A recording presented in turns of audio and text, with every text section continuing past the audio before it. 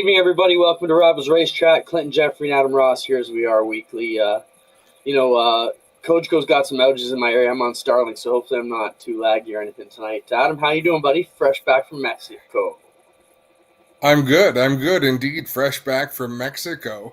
I just saw we were out for supper, Angie and I, and they have a news channel at this bar, and it said 4 Mexican tourists just drowned when their boat capsized going from Cancun over to Isla Mujeres, which is exactly what we could see from our resort across the way. So crazy. Isn't that the trip you tried to talk me into going on last year and I wouldn't go over to the island? Oh, I wasn't going on that trip, but I tried to talk you into going. I've heard it's a dangerous ride. Thanks. Show 208 tonight. We have action-packed 4 guests coming on tonight to talk about a variety of different things. And as we get into, it's kind of like a teaser though, Adam, isn't it? Like we get all revved up for Florida Speedweeks, and then you just sit around for a while and wait for it to get back to the season up north. But it's a good teaser for what we're going to see coming up. What's your thoughts on Florida Speedweeks? It's a lot harder to follow than it used to be.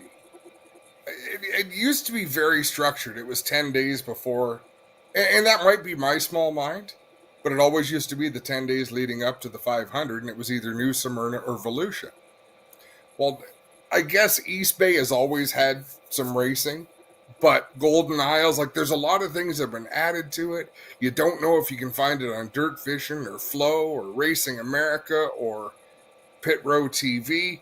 You know what I mean? It's so we've been talking off the air about some of why can't people figure this out? It's not that confusing. But in reality, some of it is confusing, even to those of us in the business. I put in our chat today, hey, do we know how the Canadians have been doing? Because I've been disconnected for a little bit. So it just seems to me that we have all this technology at our fingertips, and it's not always as easy to find the information we want as we would like it to be. Yeah, I think we're overloaded with information and options now, and that's what we see.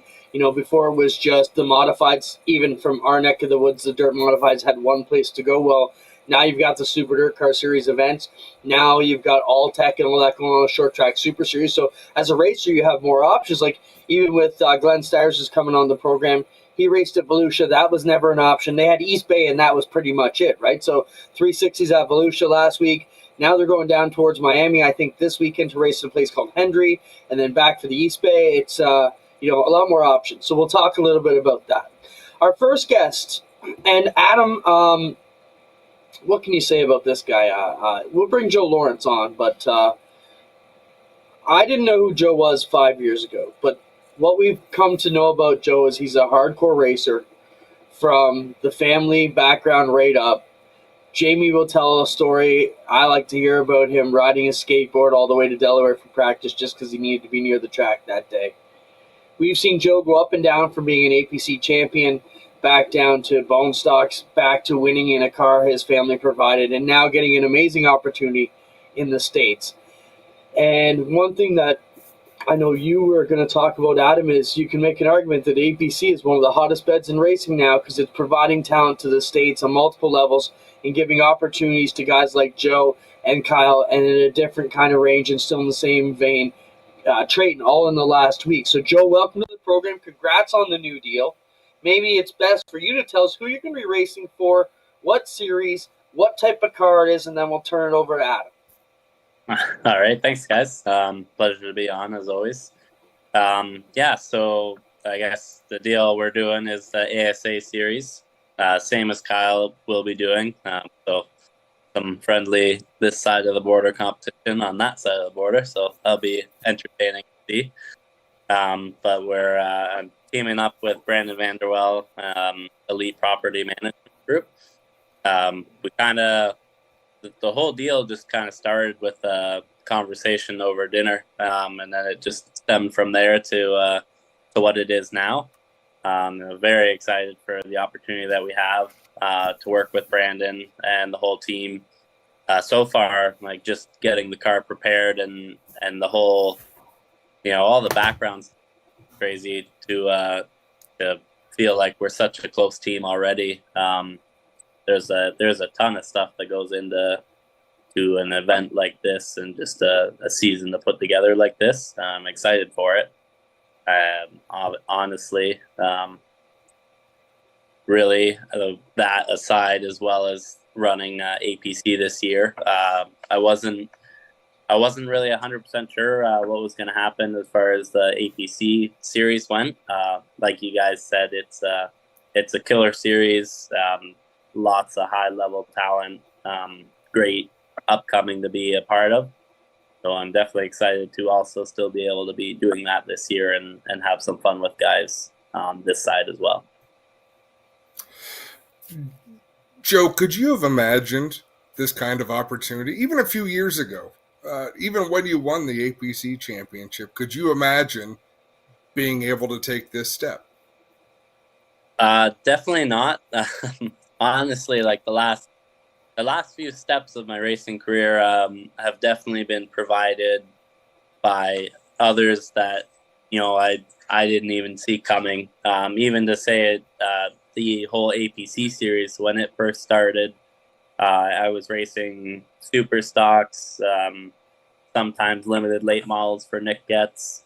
Didn't really have a ton of backing financially, so to start at the APC level alone, 5 years ago, like you said, I had the same thought about APC as I do about the ASA series that we're about to do now, and that was, it's always a dream of mine to do this and have the opportunity to be where we are, but I never really could see how it was possible until every kind of step along the way. I had Nick Getz help me run limited lates and higher up from Superstock, which gave me the opportunity to connect with Luke Ramsey, Jamie Cox, who then helped me run APC, and now working with Brandon Vanderwell and this whole elite property management group to do this new adventure into the stateside stuff, which is very exciting. Joe, I want to dig a bit deeper on this. Let's I don't picture you being a guy who's bringing a ton of money to the deal. Is this really a true opportunity where you've been plucked out and you have a shot to come in? It's not a buy your own ride into this deal, is it? Or is it? Like, maybe you can tell us a bit about the business end of it, because, lately, like Adam said, 5 years ago, to get in a deal like this, you would have to bring money, a lot of money to the deal. So, what can you tell us about the business end of this deal? The business end, without making it like too complicated, I guess, is everyone that's involved here. We all sat down and it kind of just talked about how can this program benefit everybody. So that's kind of the biggest thing is, we have people that are bringing in financial, and we have their names on the car and their amazing support to run this program. Guys like Brandon with Elite Property Management. I have Jamie Sutton of Paragon on board with this program for sure as well. So these guys have supported me through the years, and new support now have definitely made this possible. And then as we carry on the business end, for us as a company, McCall Racing, to build a car and go take this adventure is definitely, any kind of racing you do against competition at this level is only going to build your program to be better and your product to be better, which we can then give to our customers that are here in Canada as well. So that's our benefit from our business side.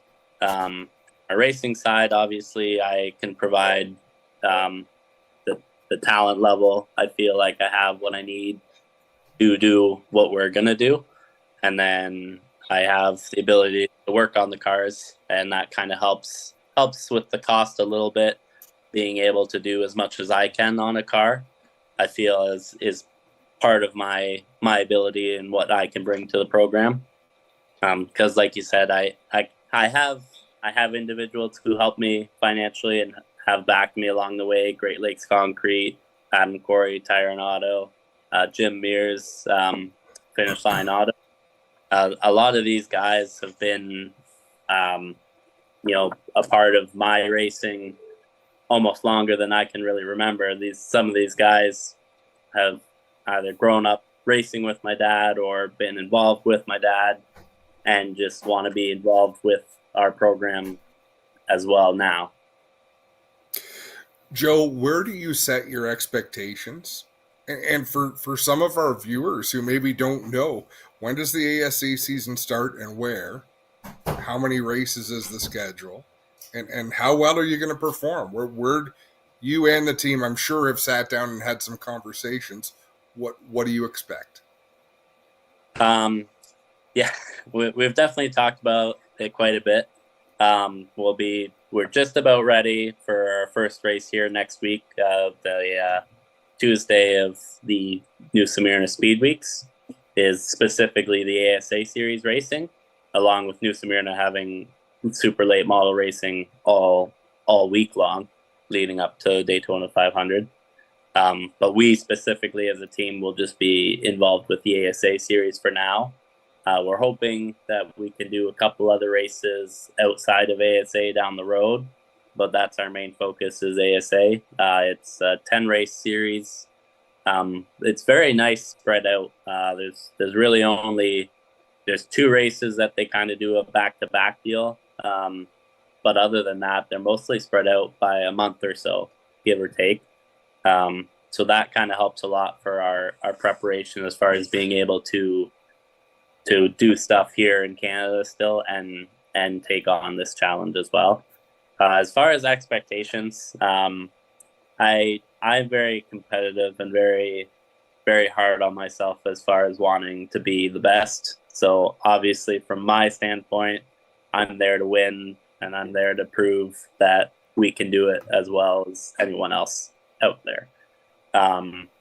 That being said, there are guys that have a little more level-headed expectations.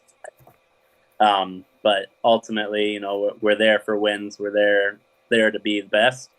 But we understand going into what we're facing here. All these guys have had practice races at all these tracks that we haven't yet. So ultimately, if we can come out with some top 10s to start the season, that's, I think, a very reasonable goal for this team. But we will be shooting for wins because that's just how we're built. Joe, we only got a minute or two left with you. I got a couple of quick questions for you, and then I'll turn you back to Adam. So I'm going to hog him for a minute here. Joe, first off, quickly, what was the response of, Mom and Tom Gibbons and all these people who helped you last year? You have the storybook kind of deal, man. You were champion, then back to bone stocks and stuck with it. You personify the little team that could. So, last year Tom Gibbons steps up, gives you a motor after you blow up Moms, or was it vice versa? But either way, you had a lot of great support. What have they said that you've got this opportunity now? And then I got one more quick one for you. Everyone has been overwhelmingly, I don't even know how to describe it. They've just been so supportive. There was, after we made the announcement that we were going to do this, I don't think I had got caught up on messages and phone calls for a week. Because there was so many from so many different people. But like you said, Tom Gibbons, my mom, our little support was in the race team. On top of that, the amount of people outside of our own program, it's crazy, how true when you say racing is a family. It's so true, and this is one of those moments where you really get to see how much support you can have from an entire group. Joe, my last question for you. We have Peterborough and then Wisconsin back-to-back. Have you talked about the logistics of how you're going to get from Peterborough on a Saturday night all the way to Wisconsin on a Sunday? You and Kyle going to split on a super jet helicopter package, or what are we talking about here? Yeah, we haven't figured that out yet. It's definitely on the card to look at. Obviously, with that being said, there is a lot of racing prior to that we're going to take care of first. So, racing programs, sometimes we look prepared from the outside, but if you're on the inside, you can see how hectic and not prepared we really are. It's just, comes Friday and it's time to load the car and go to the racetrack. Whether we're ready or not, we're going. So we'll figure that out and down the road, I guess. Joe, that's just what racers do. And I mean, that's what your family is. So as far as that goes, I have no doubts that things will work out. Where can people follow the action of this team? This year of all years, there's a lot to follow, Joe, with what you're doing, what Kyle's doing, what Trayton's doing, and of course, what's happening at home. Where can people get the best updates on what's going on with Joe Lawrence? So our best update, we have a page created on Facebook right now, Elite Racing Team. That's where we're going to be doing all of our social media drops upcoming here soon. We'll obviously have sponsor announcements coming up. We got a car to present that's race ready shortly. So that's where you can follow us on that side of things. I haven't honestly looked to see, as far as watching the races, what all platforms you can do it on. I know Flow TV, you can catch a lot of this stuff on there, but I haven't looked yet to see what my preference and what my opinion is as far as the best places to see them. Other than obviously, if you're able to come on in person and see the show live. And we'll get to that. We're going to help the fans find you, Joe, because it's important to all of us. Is there a racetrack that you've circled on the schedule where you think, you know what, I feel really good about going here? No, not really. If anything, like the only experience I have at some of these tracks is that they're on iRacing and I've done them on there. So whether that helps me a lot or not, we'll see. Lane Zardo actually asked me today what track I was excited for most. And my answer was just strictly off of how fast I think these cars are going to be at the Milwaukee Mile. So that one, I think you'll need a couple of fire suits just in case speed gets the best of you. But I definitely okay. So I have a question about that. I was talking to Brendan Didero works for Metro Freightliner. We were talking about racing today. I was by to see him, and our conversation was some of the fastest tracks you race on do not feel very fast. I never felt Cayuga felt very fast until I started to spin out, and it takes a long time to slow down. What do you think the sensation of speed will be like at Milwaukee? Honestly, I don't really know. Because like you said, I agree with you. We went to, when Jukasa got freshly repaved, I was expecting to be kind of on edge with it. But as you got going, as you were racing, it didn't really feel that fast. But like you said, once you got a little loose or you started to not feel so in the track, that's when you kind of got scared.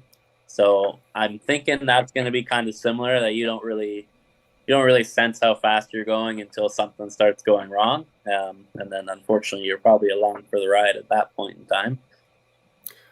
Well, and there again, if you start to cook a right front tire or a right rear tire, everything is magnified, right? Because a track like that, if you're leaning on the right front a little bit hard, holy shit, that thing's going to overheat big time. And these are things that you've never really experienced because it's not something that's been a part of your career. Who are you taking along with you for this journey that might be a set of eyes or someone who can be in your ears while you're in the race car to help you navigate these things? For the first couple races, I have Paul Giannoli Sr. coming. He spotted for me when I ran 2020 in APC. I picked him to come, and thankfully he was good to go. Reason being, I just feel like there was a good chemistry there as far as a spotter driver who's really good at giving me information that you can't always see from inside the car. And I think that's going to be really important to adapt and become quick at these tracks in a short period of time. Right on, Joe, man. You got a heck of a summer coming up. It's been great to watch you through all this up and downs, like we said, man. Keep reaching for the top.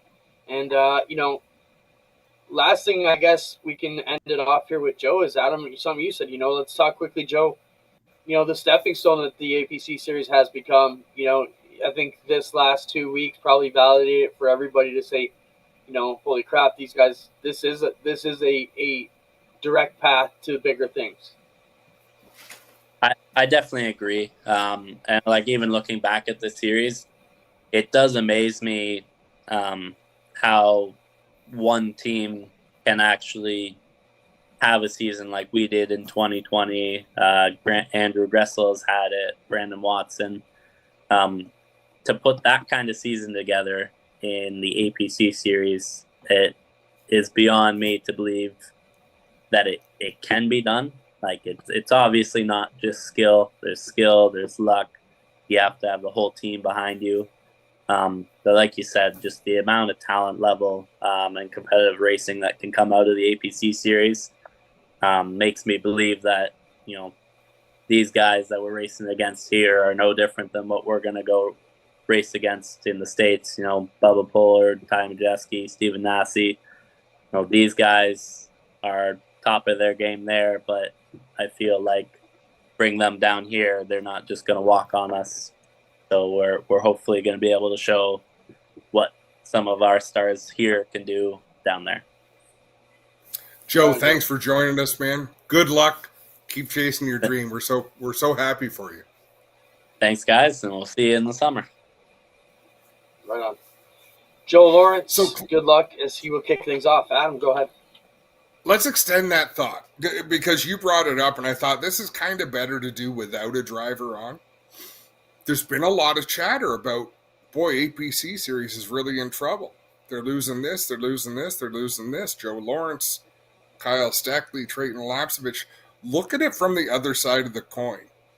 How big a deal was the ASA when they had Mike Eddy and Butch Miller and Alan Kowicki and Rusty Wallace and Mark Martin? Like, holy moly, this is it. And they made that next step. Once they vacated the series was still smoking hot because that's where you needed to go to succeed. Once Jeff Bodine and Greg Sachs and Brett Bodine and Jimmy Spencer made it out of NASCAR Modifieds, well, you needed to be successful in a NASCAR Modified. That was the way to get noticed. Here comes Steve Park. Right? So, yeah, is it going to be unfortunate that we don't see that same cast of characters? Maybe. But look at what they've done. I mean, the buzz, it's a vacuum, okay? As these people, and they're not exiting because there's still, a lot of them are still going to race with the APC Series. So as they move forward or move south or whatever they're going to do, people know that's where they've got to be if they want their kids to get to that next level. And that's what we're looking at, Clint. We're looking at people with youngsters that, hey, where do I need to put my son or daughter to put them in the next position? And it is a big investment. Or you've got a passion family like the Lawrence family who are going to do it on blood, sweat, and tears and get it done because I don't think they're independently wealthy. But I really do believe this reflects so very well on APC late model racing.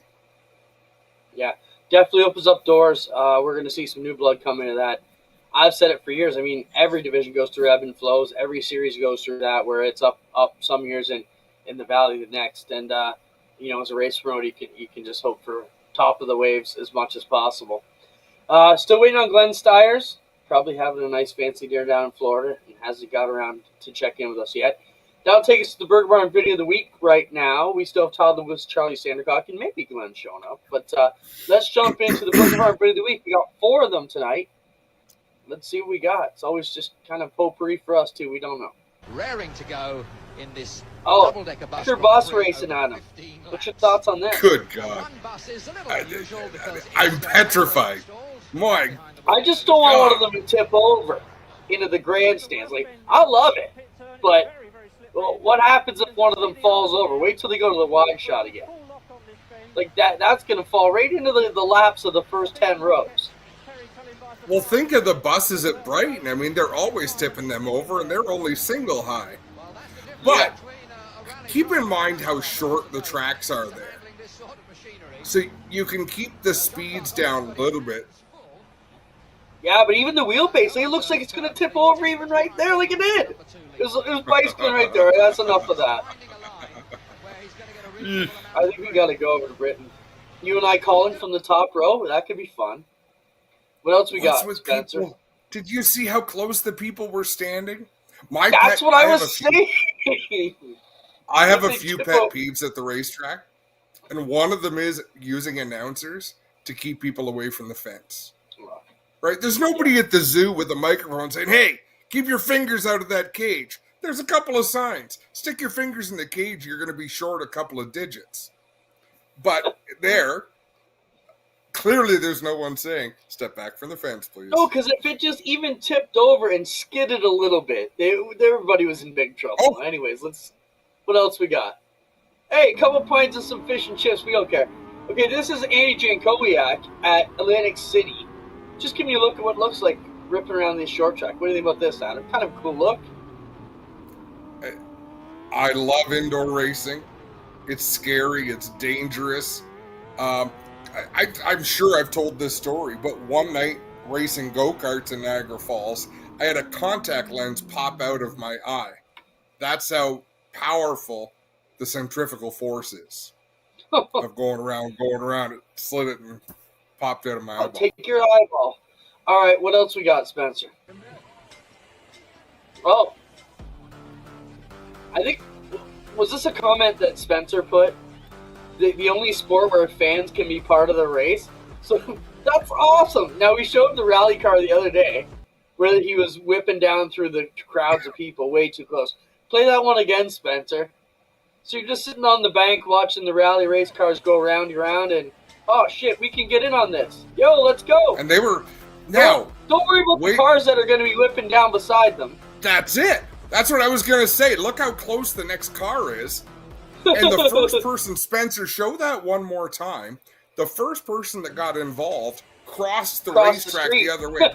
Yeah, have a look here. So, okay, one came in from the other side. He goes back across.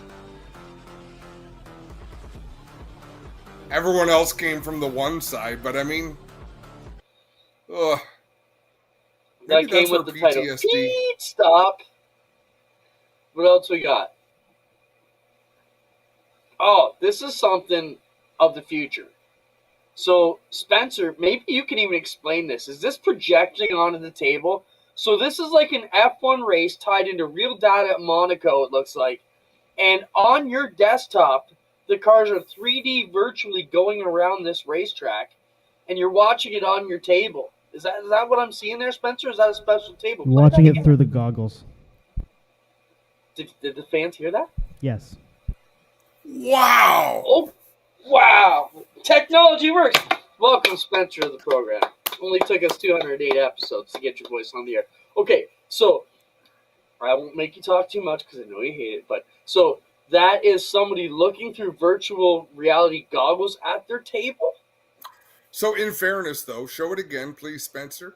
Look at how lame it is. I mean, you're going back generations of a video game. How is that exciting? I mean, it's cool. What are you talking about? It's like a slot car set on steroids tied to real-time data. It's amazing. Okay. How big a crowd have you ever seen gathered around a slot car table? We're used to getting our excitement. It's for an at-home experience. What are you experiencing? You don't think this is impressive? If you don't think that's impressive, damn it, we are getting 2 Christmases, because that's just grouchy. Quantum physics is impressive. You are a crusty old man if you don't think that's neat. What I'm saying is, what is the entertainment value, right? Like, I get it. It's just... The entertainment value is I can sit and watch a screen, or I can have an array of sights and sounds to look at. I can watch them real time going at each other on the track. I can look at the data. They had in-car care. There was so much going on there. Open up your eyes. What is kind of cool, I could watch whatever part of the race I want because that shows the whole track with all the cars on it. But I really do think... how many people watch that with you? It's not about that. It's about some rich guy want the experience so he can sit home and eat Cheerios on a Sunday morning in his underwear and feel closer to the action, I'm thinking.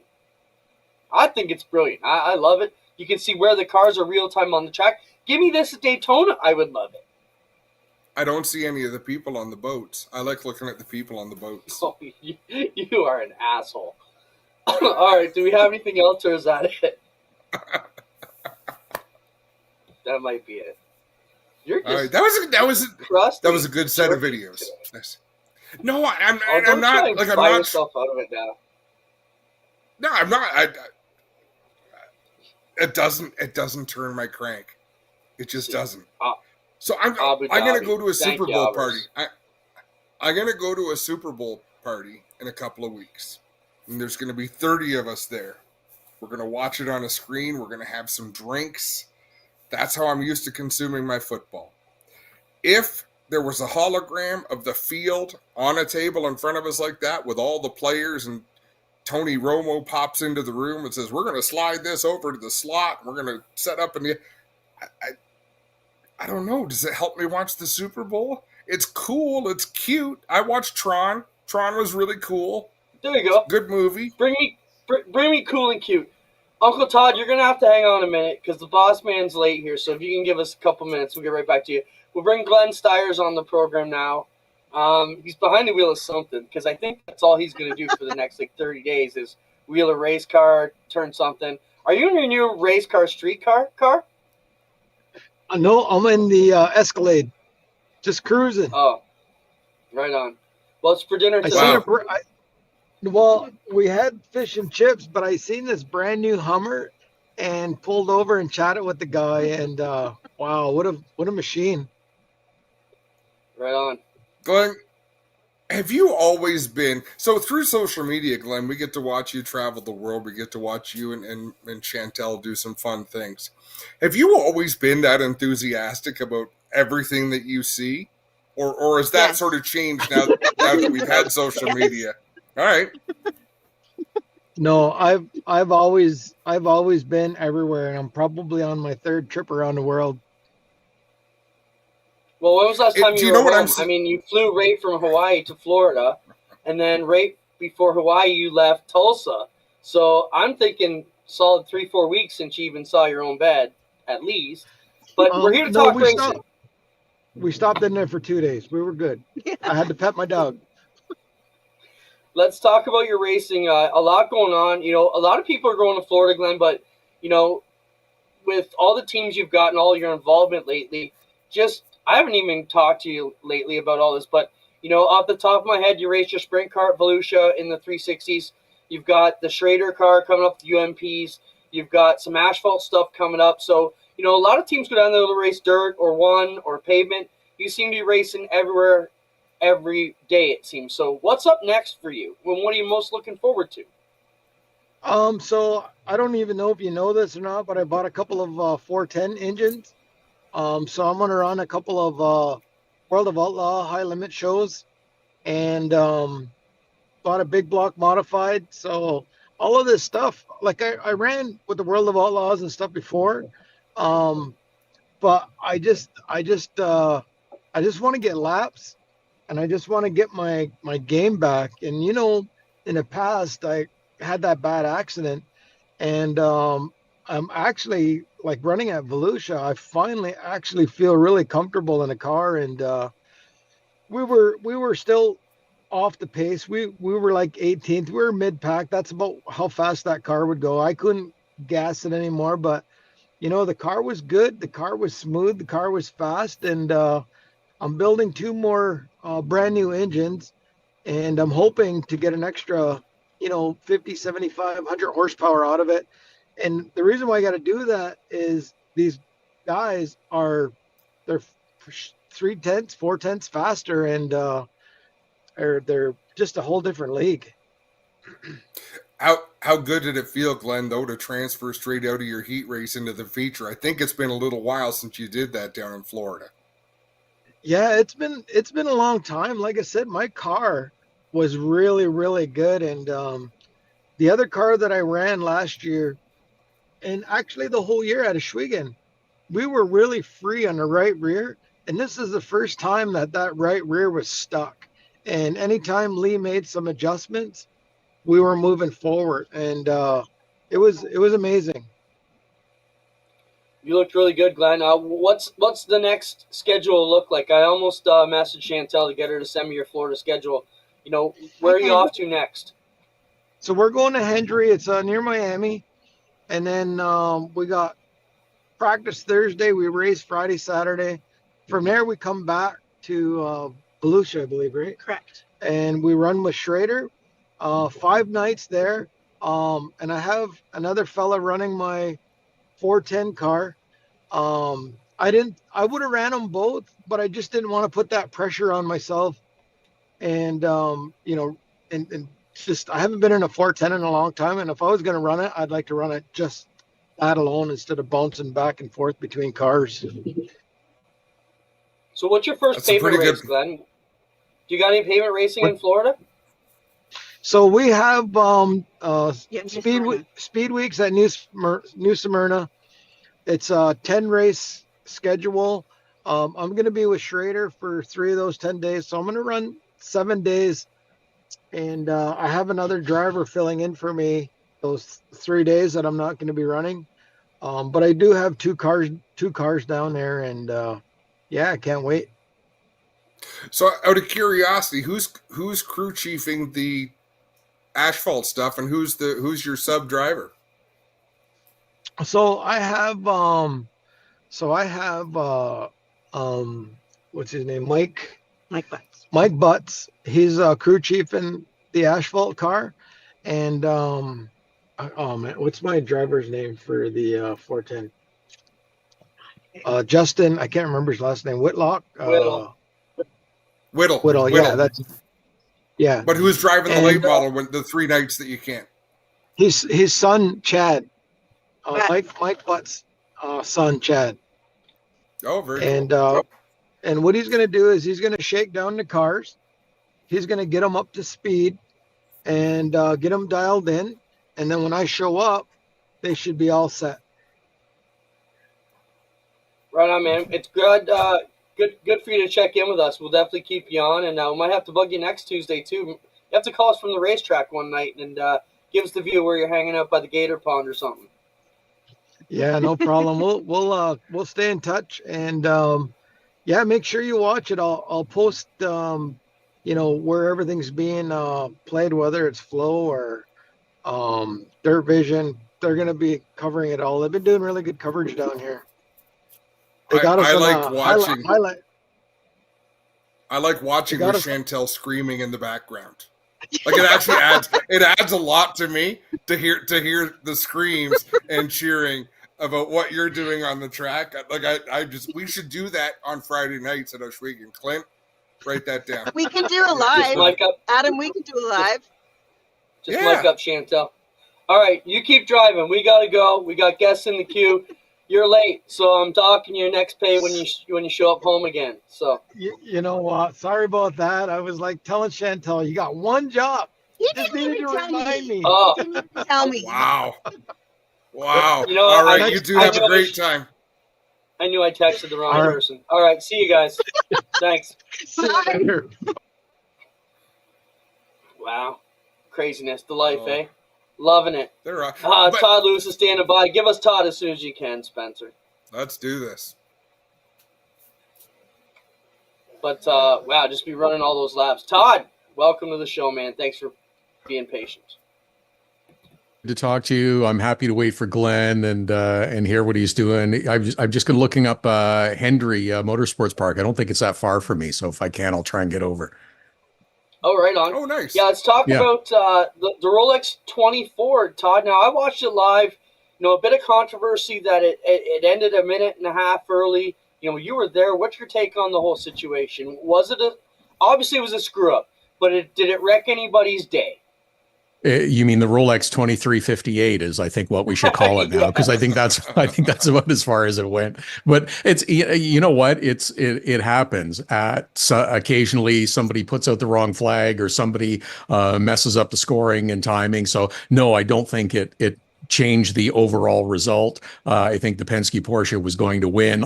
And watching as much as I did, and through the whole 24 hours, when the temperature was going up, and I was talking to somebody about this yesterday, I thought the temperature's going up, they're getting down to the end. I thought it was going to benefit the Cadillac, and the 31 was going to be able to catch it, but it didn't. The Penske Porsche wins. It was a comfortable lead. He wasn't going to catch him on one more lap. So great story for Roger Penske to win the Rolex 24 for the first time since 1969. And, I think what it does, it kind of illustrates that no matter what level you're at, and in fact, Todd, I want your opinion, because Clinton and I were discussing this. He didn't understand what I was saying in text, so he got all butthurt about me being so wrong. We're going to talk about it on the show. But it brings up, no matter what level of racing you're at, mistakes happen. When do you stop racing, Todd Lewis? Well, when they tell you to stop racing, I mean, if the checkered flag falls, I'm pretty sure that's the end of the race. You complete your lap.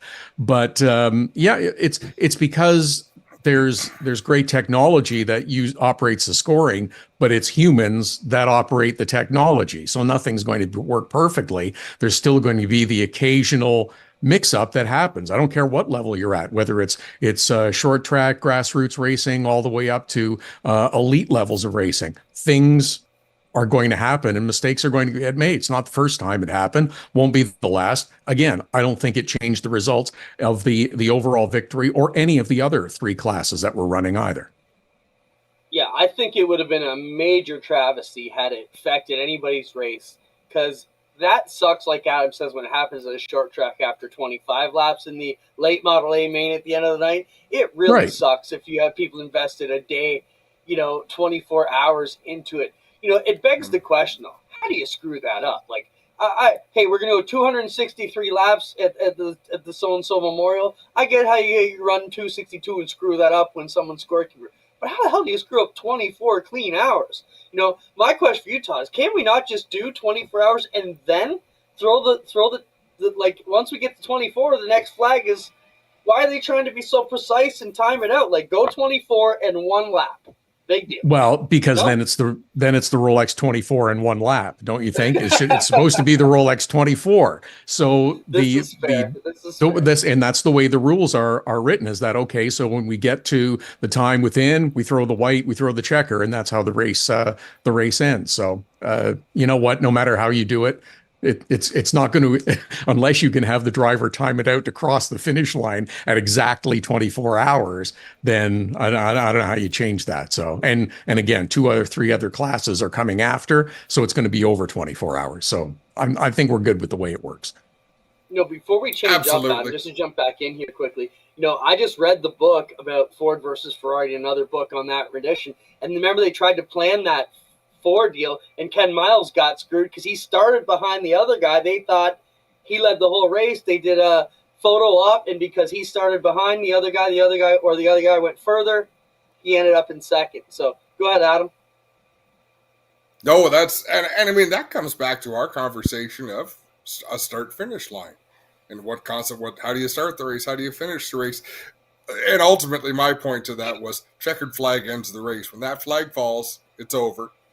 But they still raced that final lap. That was the fastest cool-down lap in 24-hour race history because they did not lift. There were a lot of guys hustling. You're right. And why not? It's just, let's make sure. Sure. I was going to switch things up now to the Clash. NASCAR kicks off this weekend, Todd, at the LA Coliseum. A lot of racers kind of had the attitude, well, why are we going there? It's not a great race. Why Machine Gun Kelly? Do we have that post, Spencer, that screenshot about Machine Gun Kelly? So this was just a fan. I don't know if you caught this, Todd, but it was a random fan who just said, it's, I love when folks get up in arms about Machine Gun Kelly being the musical guest, slamming the keyboards and slobbering. Who's in charge? We didn't pick him. Yet here I am, Kelsey Birch, whoever that is, buying a ticket to fly across the country to an event I never knew existed. Do the math, NASCAR. So she's basically saying, look, I'm a Machine Gun Kelly fan. I'm going to this place I never even knew was going on to see this guy that you're all mad's coming out. That's basically what this is all about, isn't it, Todd? New diversity, new fans, and new eyes. Right. That's why they've been doing it for the last 2 years in the Los Angeles Coliseum. First time it was all brand new. It's a whole new event. It's a whole new look, but still different, unique entertainment. You draw in and draw attention from other demographics that aren't normally targeting NASCAR as their source of entertainment on that particular weekend.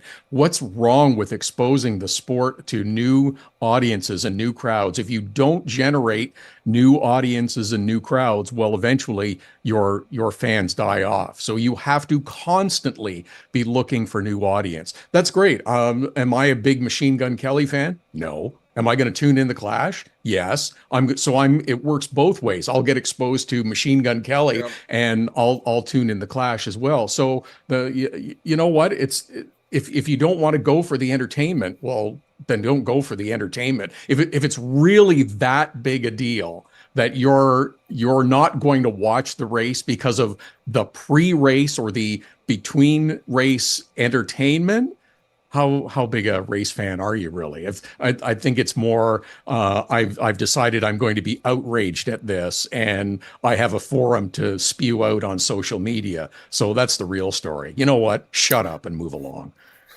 Well, how many people in the NASCAR office are looking at Taylor Swift and watching the news that she's generated $300+ million in revenue for the NFL and received the same kind of and received the same kind of stupid backlash for being shown as a cutaway on the screen during the game yesterday for a total of 42 seconds. Move along.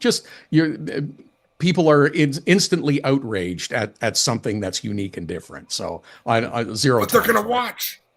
They're going to watch the Super Bowl. More people are going to watch that game now. Yes. So, to complain about Taylor Swift as soon as she makes it back from Tokyo. Why do I know she's in Tokyo? Because I'm a fan of football, and I know that's the second biggest story of that day. How ridiculous has this all become, that what someone's partner is doing and getting shown on the screen for 40 seconds is causing this pearl clutching and outrage by so-called fans. It's nonsense. Why do we even pay attention to it? But because NASCAR hires Machine Gun Kelly to come in, I'm not knocking them. No, so I think it's the right thing to do.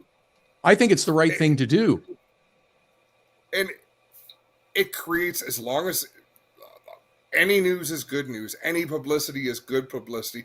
I hope at some point after this football season, there's some sort of statistic to say this year, NFL was talked about this much more, this many more minutes of prime time media, because the outrage, whether you're a fan or not. Who am I a fan of? Jason Kelsey for being topless at the Bills game and going to carry kids up to meet Taylor Swift. Like shit happened that you couldn't possibly choreograph or manipulate. If this is what you're outraged at, then you need some new stimulus in your life then, because if this is really bothering you, then you don't have enough going on in your life. So yeah, it's great that there's new attention on the sport, that there's acts coming in for NASCAR, for the LA Coliseum. I don't know that they'll go back to the Coliseum after this year. This is the third year. Okay, maybe it's kind of lived its life now. Maybe they do, but again, that's part of what brings in new fans. Let's try something new. Let's try something different. It doesn't all work all the time. So let's try it and see if it works. You can't be afraid to experiment and try new things. The Chicago street race last year, whole new thing, see if it works. It almost didn't. It almost didn't happen, but it turned out it was a sensational cup race that we ended up with. So maybe they'll go back this year. Well, they're scheduled to go back this year, but apparently there's still a few I's to dot and T's to cross. But it's a cool event. It's a cool thing. Does it have an infinite shelf life? Probably not. So you do something else. And that's doing something new and doing something innovative is what draws attention and draws in new fans. I'm all right with Taylor Swift, but I have had enough of the stinking Chiefs and this dynasty bullshit as a Bills fan. Anybody but the Chiefs. I would have been happier with the Lions. Would have been great to see them go in against the Ravens, but hey, it is what it is. Detroit would have been a great story, but I kind of like San Francisco, so I'm okay with that. Yeah, for sure. kind of like along the lines of us, people said, why would we take the risk on SRX when that was still a story? Well, same reason. Because if we can get the Helio Castro Neves fan from Toronto to realize this little dirt track's out here south of Hamilton and comes out and recognizes it, they're probably going to come back once or twice. So, it all makes sense to going after it. Todd, before we cut you loose, what are you looking forward to? First, the Speedweeks, and here in 2024. Well, what two events are you most looking forward to attending, covering, just hanging out at? I can't pick just two. That's a Sophie's choice. I'll choose all of them. I'm looking forward to NASCAR getting back and going with the Clash and with the Daytona 500, which is such a spectacle. Even though it's changed and evolved, the Speed Weeks aren't two full Speed Weeks anymore. It's still the premier event. It's like IMSA kicking off with the Rolex 24. It's their biggest race of the year. Daytona 500 kicking off. I'll be covering and doing some IndyCar stuff this year. St. Petersburg is coming up in just a few weeks. Bret Michaels, there's the entertainment. They just announced it today. He's doing a concert. So nothing but a good time at St. Petersburg for IndyCar, and NASCAR Canada coming up, and it'll be here before we know it. So can't wait to get started. If you can't tell me two you want, if you can't give us two specific ones you want, then you got to give us one you want to kill. What event are we getting now? Well, which place you just had enough of their shit and you're not going back? Actually, you know what? I'll tell you, they did kill it this year. Hold on, before you get there. Don't say something like Saint Eustache that ain't alive anymore to begin with. You got to be something real. Saint Eustache was, it was a unique race and it was different. It had personality. It has history, and I had affection for it. Was it the greatest track? No, but the one that I would kill that they did kill this year was the dirt at Bristol. I'm happy it's gone. I didn't like it. Fair enough. We got an answer. So, I'm impressed. I'll give you an answer. No problem. Yeah, and same thing. Tried it. It was fine. It had more than outlived its life. It was time to go. Well, like the Clash, it had its 3-year shelf life, right? And Bingo. Done. Adam, what do you want to say to Todd before we kiss him off here? Todd, I'm not going to kiss you, but I appreciate you coming on. No problem. Always good. We can do that when we see each other in person, Adam. That's fine. So always good to see you guys too. Always good to talk a little racing. Have fun. Appreciate your time, Todd, as always. Have a great night. Thank you. So, it's been a spirited talk. Charlie Sandercock isn't the guy I thought would let us down, but so far he has let us down. But we'll talk to Charlie in a minute and see if he gets on board here. Did he message me back? Keep in mind, Charlie. Oh, he said 1 second loading the hauler. So. Go ahead. What said loading the hauler? Let's go to our disqualified story. We've got a couple of stories we can talk about before Charlie's here. And you and I never swapped opinions on this. On the DQ over the gloves? Yep. Throw it up, Spencer. There's a picture. Caden Brown Racing. I unfortunately made a bad error in judgment on the weekend by qualifying at the 24 Australian Sprint Car title with a pair of gloves that obtained a hole in the wrist and were not compliant. As a result of this, we were disqualified from time trials and our time removed, meaning we had to start at the back of our heats and effectively ended our weekend. I'm disappointed at the decision I made, but ultimately I own my actions and will ensure I learn from this and make sure this never happens again. I apologize, and goes on and on. Okay? So, tough deal, man. It's just like anything, though. Your safety gear is a part of the car. It's got to be up to snuff. The parts got to be right. I mean, I've thrown a guy on victory lane for jumping out with shorts on. I don't think anyone would get disqualified at any track up here after a race for anything safety related not being on. And I'm not saying they shouldn't be. I'm just saying that they wouldn't. Okay, on a smaller scale, at Osh Weekend, first or second night every year, we have our tech guys stand at the building and watch every mini stock driver go by. And if they don't have gloves on, they're going tail in the feature. Because you have to wear those safety. And it's little things that that's different. In a rush don't do. So, yeah, I had gloves on, but is there holes in them or is there seams in them? What do the rules specifically say about your gloves? Can it say no holes, no frayed seams? Again, I see where you're going with it. Is it a lenient offense where you can be like, hey, man, okay, you were wearing gloves. We want you to fix them because the hole's there. It's an argument I could stand up on either side as a promoter when the other guys bitch, and that becomes the problem.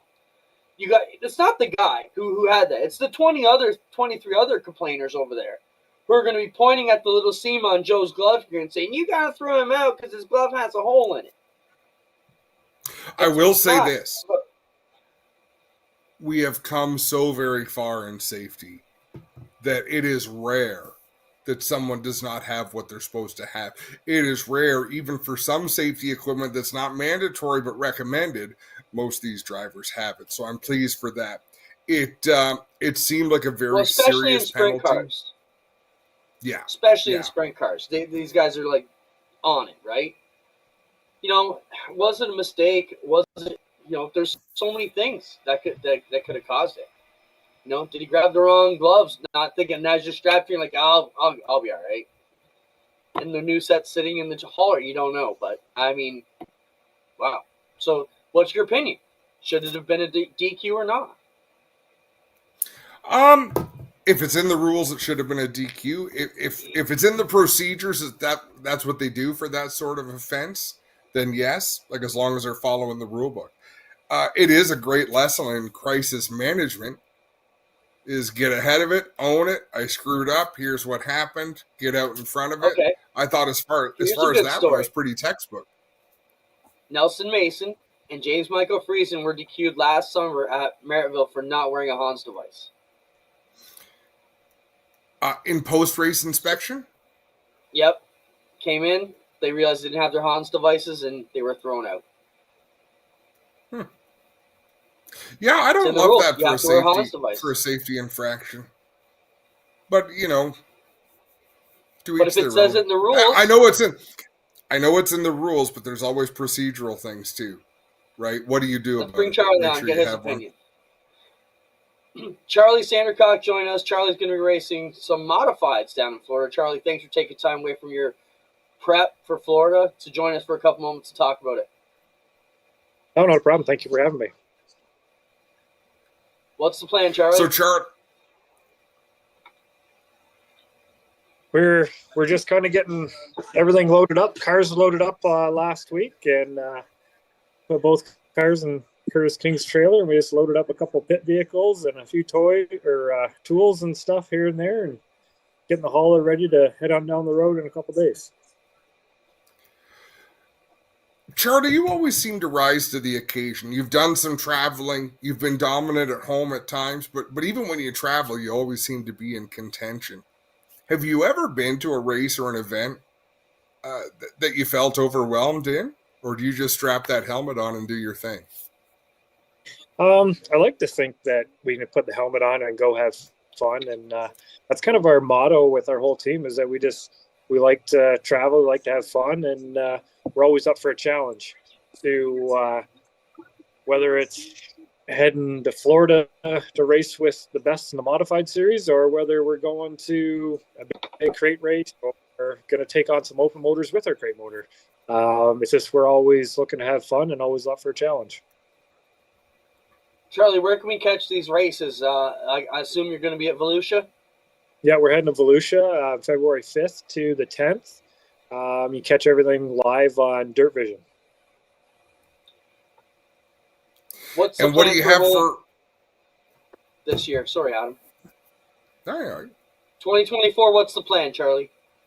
I think 2024 is going to look similar to our 2023.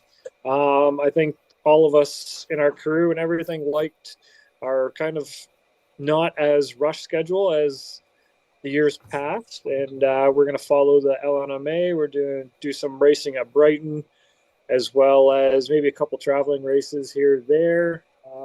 Seems like there might be a couple more open motor option races for this summer coming, so looking forward to that. And how competitive do you expect to be down there, Charlie? What do you hope for making this trip? I have not really set a solid goal for myself. I know I'd like to win a gator, whether it's a little gator or a big gator, or is a big gator really in the goals? Probably not. But the way they do their formats, it gets broke down into groups and 6 features every night. Do we have the possibility of winning a Gator? I don't know the percentage of that, but I would like to think that maybe we can finish in the top 5 in one of those features and kind of see where it goes. I think it's going to be a learning curve for me because being the modified, that they are similar to late models, but they are different animals, and going to a different track, bigger motor, different cars. It might take me a couple nights to kind of get settled in the car, but we'll kind of see where we end up. Right on, Charlie. We appreciate your time. We may be bugging you next week to get on here and talk to us, or if you bring home that Gator, we're going to want it on this show right after, okay? So you stay safe and have a good week. Thanks very much. Yeah, give me a call anytime. Have fun, Charlie. One of Brighton's all-time best, Charlie Sandercock. Just want to show save the date. We will be running some new promo out of Osh Weekend leading up to our new Thunder on the Grand event, which is going to be Thursday with the NASCAR Series, and Friday the late models are back. Show that picture if you can, Spencer. So watch for this on your social media. You'll see more of these come around as we confirm new entrants. And Charlie Sandercock, the first one to confirm he'll be competing with the Thunder on the Grand event with the Northeast Late Model Alliance on Friday, July 12th. Thanks, Charlie, for coming out. Watch for more announcements coming out through the Osh Weekend Speedway social media platform. Got 2 things we want to talk about, Adam, before we send off. Virtual Flagman at Lincoln. You know, they're going to go to a new deal. Lincoln Speed was announced the track will shift to a virtual flagging system instead of using a traditional/human flagger in 24. What exactly does that mean and how will it work? According to a press release by track officials, the state-of-the-art virtual flagman system will include lighting and message boards around the speedway to alert drivers and fans of important situations on the racetrack. The system will be run and overseen by officials in the scoring tower. Additionally, Lincoln Speedway will utilize flaggers and safety workers in the corners and front straightaway, and they will keep the regular flaggers on for the first bit of the season until they work it out. Thoughts on that, Adam?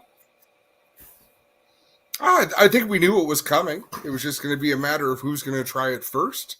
You know, as much as I enjoy watching a good flag person flag a race, I do think it's something that's going to slowly disappear. Yeah, I don't want to be one to blow my own horn, but I will. Or one of those guys who claims the idea, but because I'm sure I wasn't the only one. But Doug Leonard actually said to me, he goes, you thought about that 5 years ago. We were talking about that before we brought in Dave Hunsinger. When Kyle left, we had talked about what could we do, and I lost the battle because everybody said it was such a big part of the show. But I'm kind of excited to see how it works out at Lincoln. We will definitely have our eyes on that at Osh Weekend, and I could see us jumping in on that platform sooner or later. No offense, Mr. Hunsinger, not trying to throw you out yet. Still got a couple years, you old bugger. But I could see that coming down the pipe, universal. There was a time when one-way radios were used by 1 or 2 tracks, and now we all got them, right? So yeah, and I think there's a huge difference, an enormous difference between flag stands from one track to the next. I think Oshweekend has a relatively safer flag stand than a lot of places do. So there's places we've been that it's mortifying to watch and think, how has nothing horrible ever happened here? And thankfully, most often it hasn't. There have been some horrible accidents that injured flag people or killed flag people. But and that was one of the main reasons Lincoln listed as that was to get one of their most valuable safety workers out of the most dangerous spot on the track, which is hanging over the sprint cars as they're flipping down the front straightaways. Is not a great spot to be. You know what I noticed last week, and I'm sure Spencer doesn't have this handy. Alex Smolder's flip in that go-kart race, that indoor race, did you see he almost took out the back? Like, what a dumb place for a flag person to be stationed. There's a lot of at the end of that video. Oh, at the end of a straightaway on the outside of the racetrack, but the inside of the retaining wall? Yeah. That's insanity. One more quick note, and actually, before we jump into this note that Mike Schmidt shared with us from a fan, I don't know if you saw the Osh Weekend poll today. It said, where do you like to watch the races from?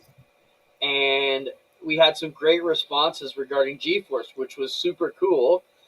Tommy Huge actually sent it out. The poll was, where do you like to watch the race this weekend? Front stretch, back stretch, turn 1 and 2, or in the driver's seat? And Doug Turner says, G-Force every week. Road trips is on my bucket list from Georgia. And then another gentleman says, Jim Bozeman, in the pits when I visit the Thorn Clan, or on G-Force TV when I'm in home in Grand Haven, Michigan. So it's amazing that we're building up fans from Georgia and Michigan who are getting to know our drivers and their stories and their sponsors and our marketing partners and coming up when they can, and guys circling it on. So it's all starting to work out. Let's show the note that Mike Schmidt shared with us, or someone shared. I should back and look at it. Oh, yeah. You want to read it, Adam? You can read this. Yeah. Can you read that? I'm a grad student finishing up my PhD at U of T. I got back into short track racing this year by going to Flamborough and watching the super stocks and late models on G-Force. Went to Frosttoberfest and had an awesome time. Literally one of the best days in recent memory for me. Met Phil in the grandstands by turn 1, got to chatting and whatnot, and he literally gave me this Chenoweth shirt right off his back. I like Chenoweth's attitude in racing, so naturally, he is my favorite driver. I made Phil a promise I'd take a picture wearing the shirt when I made it back home to Georgia. So here I am rocking my Chenoweth shirt at Speedfest in Cordell, Georgia. I'd submitted my thesis the night before and celebrated by watching some legends and late models get loose and fast. I forgot how much I loved short track racing until I got out to Flamborough, and I just wish I made it out there from my first year of my PhD and not my last. London Rec does a lot of great work for racing in Ontario, so please keep it up. Got me back into, and now I can't get enough. We'll try to make it back up for Frosttoberfest again soon. Oh, and tell Phil I say hi the next time you see him. Super cool stories, man. Great to be a part of that. Anything we can do to help the sport. I mean, that's why we're doing what we do on G-Force. We absolutely love it. Great stories like that. I think those are the validation that we're building it up and not tearing it down with the streaming platform and programs we got going on. So excited to get back at it once again.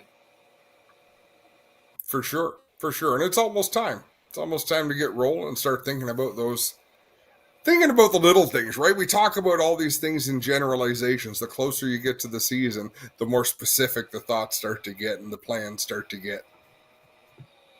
Crazy. Be honest soon. Thanks everybody for watching, being a part of this little show we got going on. 208 shows. I thought about that today. That's a long time, man. That's 4 years we've been doing this. So we appreciate everybody's support, and we have a great time talking to you every Tuesday. And it's kind of refreshing for me. Every week you're kind of bummed out at noon on a Tuesday, but by the end of the show you feel rejuvenated and ready to kick it. And thank you so much. You've done a ton of work the last month or so in particular, getting guests lined up. You always get everything lined up. I just sort of sit down and turn a camera on. So much appreciation. I need to give a plug tomorrow night. The first time in years, the Mindwell session is going to be live in person in Cambridge. Also going to try to stream it, add them out there on Facebook. Fingers crossed we can make that work, but I'm pretty pumped up to get back to doing that with a live crowd. Right on, man. All the best to everybody. Spencer, say goodnight to everybody since you're now able, please. Bye. Oh, you're pushing. All right. Wow, I like that. Everyone have fun with that. Thanks, Adam, for all you do. Appreciate everybody. Thank you, Spencer. We'll talk to you soon. That's a wrap.